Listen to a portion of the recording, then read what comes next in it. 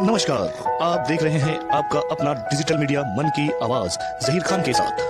आज यहाँ पे हमारे नेहरू नगर की जो पुलिस स्टेशन है, इन्होंने सुबह से लेके अब तक इतनी शांतिपूर्वक जो इलेक्शन मतदान करवाए हैं, इनकी मेहनत के बारे में कुछ बोलना चाहेंगे? सर्वात पहिलं मी या प्रशासनाचं म्हणजे नेहरू नगर पोलीस ठाणे असो या पूर्ण मुंबईमध्ये जिथे जिथे मतदान झालं, खूप चांगल्या पद्धतीने पोलिसांनी प्रशासनाने चांगल्या प्रकारे हाताळलं.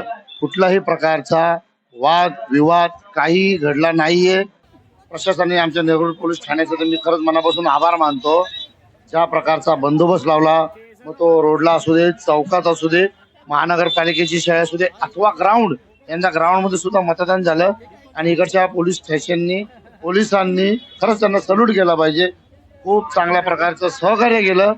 मी तर एवढं एवढंही सांगू शकतो, जे सिनियर सिटीजन गेले होते त्यांना सुद्धा त्यांनी व्हीलचेअरवरती बसून धक्का मारून मतदान बूथ पर्यंत घेऊन गेले, मतदान करायला लावलं आणि खूप चांगली जागृतता पसरवली. आमच्या इकडच्या नेहरू पोलीस ठाणे असो, प्रशासन असू दे, महानगरपालिकेचे अधिकारी असो, यांनी खूप चांगलं सहकार्य केलं आणि सामान्य जनतेपर्यंत कुठलाही त्रास होऊन दिला नाही.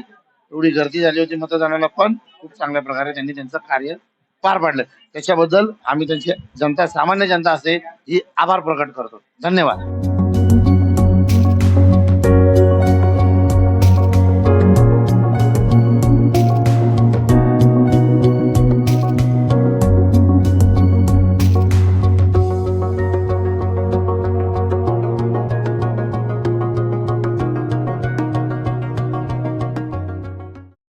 जैसे कि आप जनता ने इतनी सुबह 7 बजे से लेके इतनी जो भीड़ लगा के बहुमतों से किसी उम्मीदवार को आज विजयी बनाया है, हम नहीं जानते और आप भी नहीं जानते कि वो उम्मीदवार कौन होगा।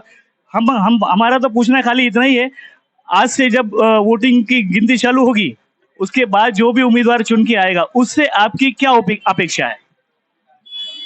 ये अपना जो लोकसभा का जो चुनाव है, वो चुनाव लोग अपेक्षित से देख रहे थे कि ये जो चुनाव आएगा तो कुछ चेंजेस हो जाएगा।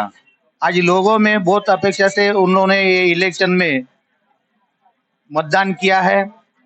मतदान इसलिए किया है कि कोई सरकार, नई सरकार आए, नया नया पंतप्रधान आए। इस तरफ से वो लोगों को ये जो महंगाई बढ़ गई है, उसके वजह से लोग परेशान थे, बेरोजगारी की वजह से परेशान थे।